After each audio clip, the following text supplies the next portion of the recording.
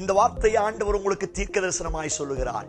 நிச்சயமாகவே முடிவு உண்டு, உன் நம்பிக்கை வீண் போகாது என்று ஆண்டவர் வாக்குத்தத்தம் பண்ணுகிறார். என்னுடைய வாழ்க்கையில் தேவனுடைய வாக்குத்தத்தங்களை குறித்த, என்னுடைய ஜெபத்தை குறித்த, என் விசுவாசத்தை குறித்த அநேக கேள்விகள் வருவதுண்டு. இது நடக்குமா, இது கிடைக்குமா, இதை நான் பெற்றுக்கொள்ள முடியுமா என்கிற சந்தேகமும் கேள்வியும் வருவதுண்டு.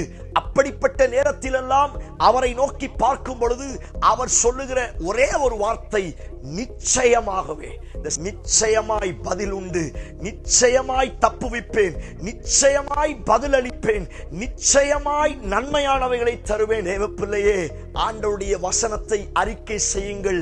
நிச்சயமான முடிவும், நிச்சயமான விடுதலையும், நிச்சயமான நன்மைகளும், நிச்சயமான ஆசீர்வாதத்தின் பெருக்கமும் உங்களையும் உங்கள் குடும்பத்தையும் அவரிடத்திலிருந்து சந்திக்க வந்து கொண்டிருக்கிறது. ஆமென். பிரைஸ்